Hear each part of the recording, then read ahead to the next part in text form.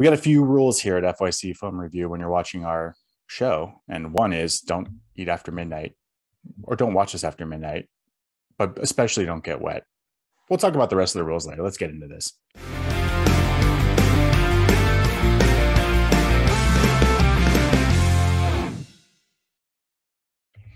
Welcome, everybody, to another episode of FYC Film Review. I'm your host, Gagne. With me, my partner in crime, the Null Dog. What's up, buddy? How's it going? It's going well, sir. It's going well. Christmas is coming. I'm excited. It is. It's here. It's here. We're talking holiday films. Yeah, we're talking holiday films. We're talking kind of weird holiday films, though. That's what we do. I mean, let's not go with the norm. Let's go outside that and find the ones that are not so Christmas movies. I like it. I'm doing that. I love it. Let's do that. Let's go with the oddball movies. Let's do that. Yeah. What do we got today? We are doing the classic 1984 Gremlins. But before we get into that, please stick around to the end to figure out what we rated this movie and if you guys agree with our rating. So 1984 gave us this classic creature movie called Gremlins.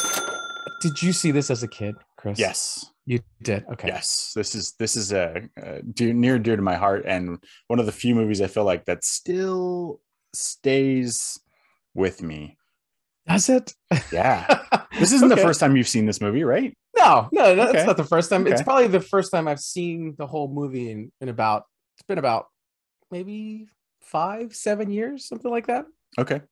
So yeah, it's not that long. Did you like it as a kid? Loved it. You did? Yeah. Okay. Borderline creepy for a kid. The Gremlins at some parts are pretty scary and, grotesque in the ways that they form and deform, I should say. Yeah, they're terrifying. Yeah. They're absolutely terrifying. They kill people. Yeah. Yeah. They're awful. They're very bad. They're awful. They're really awful creatures. So 1984, this is produced by Spielberg. It is Amblin Entertainment. Yep.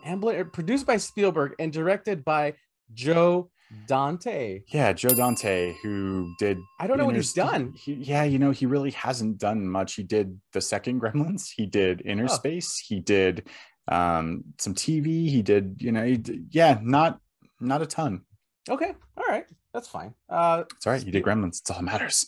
He did, yeah. But I mean, right when you see it, it says Spielberg, so you automatically get drawn to it because the Spielberg name. That's what drew me into it as an adult.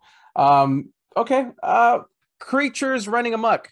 This should have been a horror movie. I think this should have been a horror movie. Yeah, you're not wrong. So it was supposed to be. Spielberg did a little sprinkle. He was pretty involved in the making of this movie. This was written by Chris Columbus. So Home Alone, Chris Columbus? No. Harry Potter, Chris Columbus. Yes. He wrote this, sold the script to Spielberg. Spielberg hired Dante after seeing The Howling, which was a popular, cult 80s horror film. Yeah. And that was what this was supposed to be. The script actually was a lot darker and was supposed to be these murderous gremlins, where there was no good guy. Like there was no Gizmo. There was no, happy, friendly version of these. It was like, he's this, and then he turns bad. So in that version, I'm assuming their Gizmo just becomes a bad gremlin. And we don't get the lovable interaction with him and Billy. And so there was a lot of, Joe Dante doesn't actually really like this movie. He doesn't like it. He prefers the second one where it was hands off, and I don't believe it was produced by Spielberg. And so he got to do way more fun with that one. Okay. So maybe that's what you feel is there's a little tension between how the movie turned out and how they wanted it to turn out. Sure. Okay. Well, I mean, the Mogwai, it sold. I remember having a Mogwai beanie, Gizmo beanie. So Furby, it was the reason that, it's adorable. Yeah, it is adorable. I want a Mogwai. I do too. I want a Mogwai. I didn't think the movie was that adorable. That's just me. Who really bothered me in this movie was the dad. The dad really bothered me. The inventor of the bathroom buddy. Yeah. I don't know why. He just gave me off this really weird vibe. I didn't like him. Hmm. And none of his inventions work. None of his That's inventions work. the gag. That's the point. And they're not supposed to work. Whatever. At least once they worked. Come on now.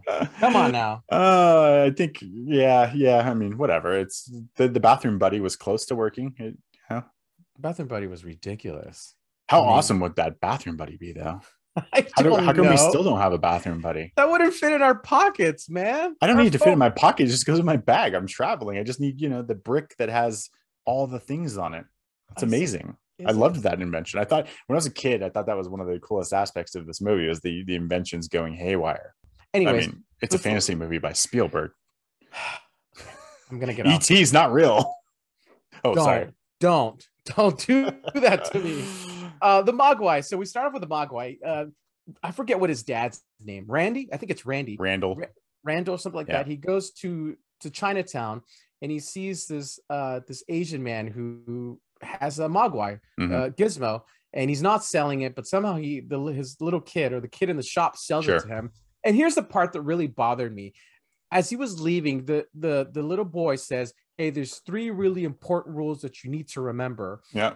Don't feed him after midnight. Yeah. Don't get him wet, and don't expose him to sunlight, something like that. Yep. And then the dad goes, oh yeah, no problem. That's fine. First of all, if somebody told me that I was picking up a creature, I want to know why. Like, wait, why can't I do that? Why can't I do that? The dude just goes, okay, no problem. And it just leaves. Yeah, he was like, yeah, sure, whatever, kid.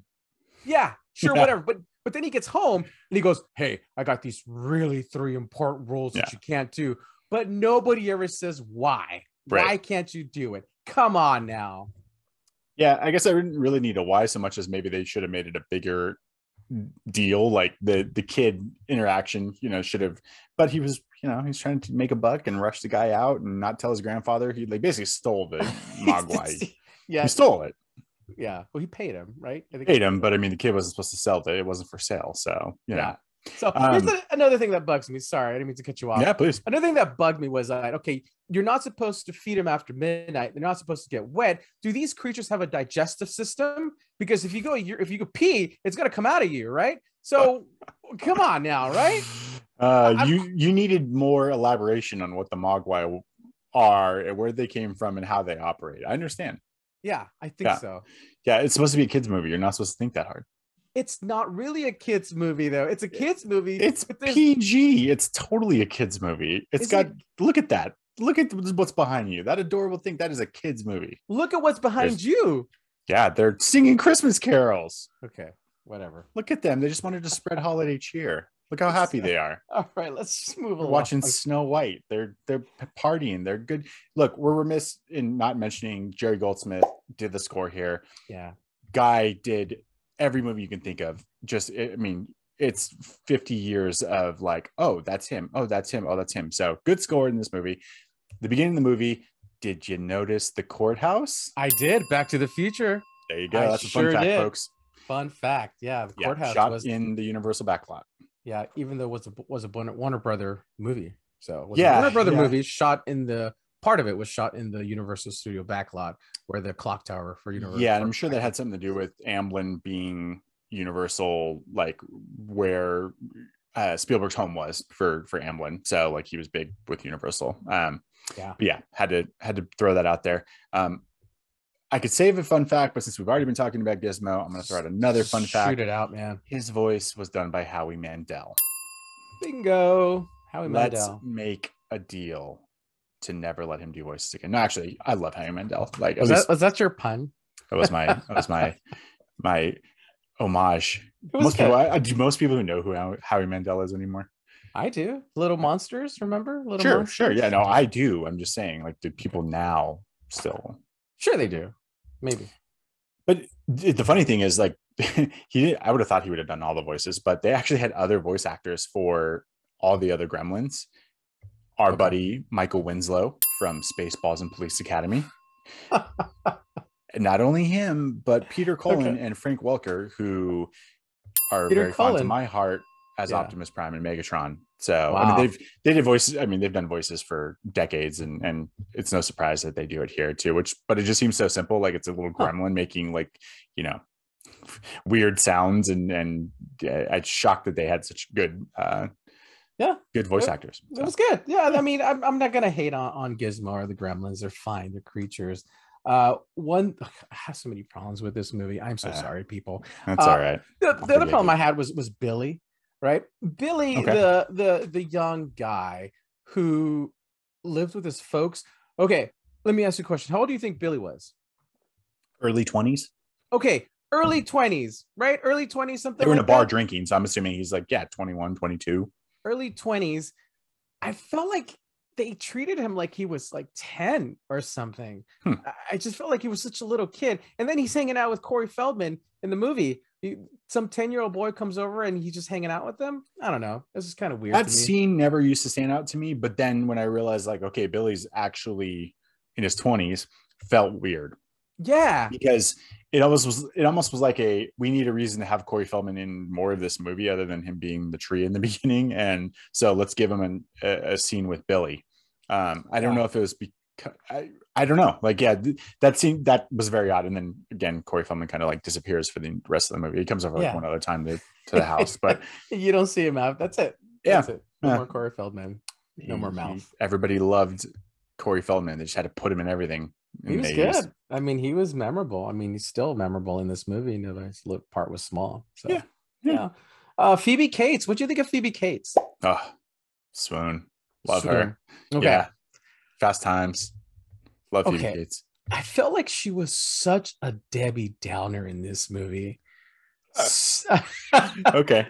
I just, maybe now watching it as an adult, I just realized, wow, she's just always down and sad. And she has like this really big, huge scene with this when she talks about her dad. We'll get that in a little bit. But I just thought, oh, okay, maybe smile a little bit. Yeah. I guess just her character. I mean, she doesn't like Christmas. So what do you want her to be? Like, she hates this time of year. So I don't know where her cheer is going to come from, because let's just get into the fact that the story that she shares. Like, oh, okay. You want to take it? You can take it. I mean, so I got to first ask, is this funny or is it sad? Because when you watch this movie and you're kind of like laughing with some of the things that are going on, and the Gremlins are funny and doing silly things and like before killing people, but then you get the story that she tells that they light the fireplace and smell something burning, and they think it's just going to be a dead bird or something like that, a cat, and they find out it's their dad who got stuck in the chimney and died. Slipped and broke his neck. Yeah. And they were burning him. That's my point exactly. It's just, was this supposed to be a comedy, a horror, a drama? It was too much. When she dropped that news, you're just like, what? Even Gizmo was like, what? You know, it was just too much. And I just thought, okay. She goes in the room, she goes, now I have another reason why I hate Christmas. Okay, tell me what it is. Well, you know, my dad died in the chimney as Santa Claus, and we burned him. And he still had the presents. I'm like, what? Are you serious? I'm gonna say this is still, it just holds up to me. For me, I don't know, like, what about it? It's fun. Again, quick pace. It's not really long. I think has some really funny moments. I think Gizmo's adorable. I think the Gremlins are hilarious. The bar scene, like, hands down, I love the bar scene. I like the jazz music with the other one playing the little puppet and doing the baby noises. I dig the gremlin that flashes her. I dig that they're like swinging from the fans and smoking cigarettes and like singing along. And it's just, you're like, they're this mischievous creature that, like, yes, I get it, they kill people, but you know, in between that, they're having a lot of good times. I will give you that scene is pretty funny. Mike, okay, I have another question for you. So if you get them wet, they multiply, right? But they're drinking right at the bar. Yeah. So is it implied that not everybody multiplies, only Gizmo and Stripe, the bad guy? I'm going to say that the formula is internal versus external exposure. So I'm totally guessing. I don't know the physiology of these creatures. Gremlins. They're made up. So yeah. Well, maybe the science teacher would have known. Unfortunately, he didn't survive. Fortunately, he didn't. He treated the guy poorly, and so he was eaten too, or killed, or whatever they do to him. I don't know. Okay. Yeah, whatever. Another fun fact in the scene where Randall, or the father, is at Yeah. his convention for all the inventions. Yeah. There's two call outs. One, there's a time machine from the actual movie, The Time Machine, in the background. Okay. And in two shots, it's there and then it's gone. So like it actually went back in time.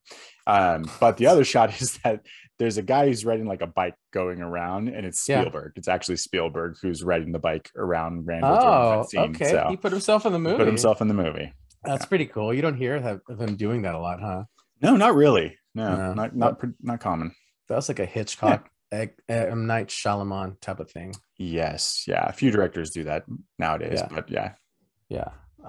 Okay, cool. I don't know if I have anything else. You want to go to the rating, or do you want to call anything else? No, the end's fun to me. I like how they take out the majority during the Snow White the scene. Theater. I dig the theater scene. I like, you're watching a movie, they're at the movies. I like that they're all singing Hi Ho. It's hilarious. It's memorable. Yeah. And I dig like Gizmo driving the Barbie car at the end of it to like try to save the day. I like Stripe's interaction, how much he hates Gizmo, and like, calls him random names throughout the movie. Stripe was a douche, man. Stripe was so mean. Yeah. Like, why are you so mean? They actually drop a ET line as well. When they cut the phone lines, he says phone home and snaps the phone lines in one part of the movie. So really, little Easter eggs here and there. So that's the stuff I love about watching this, is like, this truly is a Christmas movie. It takes place during Christmas. You got the Christmas story, whether it's from Sad Sack, Phoebe Cats, but Sad Sack. It's actually the holidays. It's actually, a Christmas present that goes, haywire. And then, like all bad people, they get things taken away from him, and sad Billy doesn't get to keep Gizmo. But don't worry, there's a sequel. So okay, really quick, at that ending scene when Gizmo gets taken away from Billy, when the Asian man comes and he takes him away, he goes, with Mogwai comes much responsibility. Yeah. Billy looks at his dad and he goes, "Dad." I'm like, Billy, stand up for yourself, man. If this is your pet, stop looking at your dad to say something. And all he does is say, "Dad." And his dad's like, "I'll just take care of it." Blah, blah, blah. And then at the end, when the guy goes, "Mogwai wants to say something to you, Billy." Mogwai, Gizmo, says, "Bye, Billy." Does he say bye, Billy? Just bye, Billy. He says, "Bye, Billy." And Billy just stands there and doesn't do anything, doesn't give him a hug or anything. That's it. That's it. What did you want him to do? Like steal him from the old man? Like nope. Oh. I wanted a hug. I wanted Billy to hug Gizmo. Okay. I could get that. I mean, yeah. I can see that. And I'm gonna give you that one gripe. I'm gonna give you the gripe about Billy and his age and how he was acting. So thank you, sir. Clearly, Billy was a very young 22. We're gonna say he's 22, and he was a very young 22. Yeah. Or maybe it's 23 because nobody likes you when you're 23. So blink. Let's get to the rating, folks. Yes. Okay. Let's stop beating a dead gremlin. Ooh, that's tough. That was a tough one. Yeah. All right. Oh, what are we rating it? 1 to 5? We're gonna go, 1 being the worst, and I hope you don't rate it that, and 5 being the best. How many bathroom buddies are we going to give? Bathroom buddies. The travel accessory we all need. Do we need it, though? Can I put you down for 40? Heck no. I like the dad. Okay. I like the dad. Apparently he's a singer. He three Dog Night, I think is the band that he was in. Really? Joy to the world. Yeah, I know. He wrote that. Yeah, he was the lead singer. Wow. Or in the band. One or the other. But he did write that song. So, is that a fun fact? That's a fun fact then. We're full of them today. Let's do it. All right. You're up first this time. Okay, bathroom buddies. Here we go. Okay, I recall seeing this kid. I saw this movie about 5-7 years ago, and I saw it again. And so, for as much crap as I gave this movie, I still think it's memorable. I would still recommend this movie just on the fact that it's classic. It's created a lot of memorable characters, Gizmo and Gremlins, and it's one of those movies that you could watch. You could watch with kids at a certain age, I think. So I'm gonna go with the 2.5. 2.5 for me. It's not a 3 just because it's not something I'd want to watch all the time, but I do recommend it. It's a 2.5 that I do recommend. So yeah, 2.5, not the best Christmas movie in my opinion, but I do recommend it. So if you get a chance, check it out. Gremlins, Gizmo, and you'll understand what made this movie such a classic movie. Yeah, there's definitely, you can feel some Spielberg magic in it. I dig the older films that had to actually do some real practical effects and animatronics, and especially when your title character, is basically in almost every shot. So this is still in my Christmas top 10. I'm gonna throw it out there. I love this movie still. I watch it every year. At some point during the Christmas season, and for that I'm gonna go with 4 Bathroom Buddies. Wow, I love this movie. I have so much fun with this movie. Wow. So we're on opposite ends. So I gave it a 2.5. Yeah. 2.5 Bathroom Buddies. You're with a 4. Man, you with a came 4. strong on this one. Telling you, even though your Billy gripe is valid, the rest of the movie I just love. I probably shouldn't laugh at the Phoebe Cats story, but now it's so absurd when you hear it. It just makes me laugh, and so this movie makes me happy. I dig it. I wanted a Gizmo when I was a kid. Still want one now. I still want one too. It's just way too much work. It's way too many rules and stuff. So yeah. Wow. Okay. I need a pet, low maintenance pet. I guess. Sure. Why not? All right. Gremlins. I liked it. First Gremlins. Good stuff. That's what it is, folks. Yeah. Till next time, I've been your host, Gagne. Please make sure you subscribe and check out our other episodes, especially the old Christmas ones. We've got some other odd Christmas ones sprinkled in there that you can dig into when you get a chance. Absolutely. He's been my host, Null Dog. And we'll see you next time, guys. All right, guys. Have a good one. Happy holidays. Bye.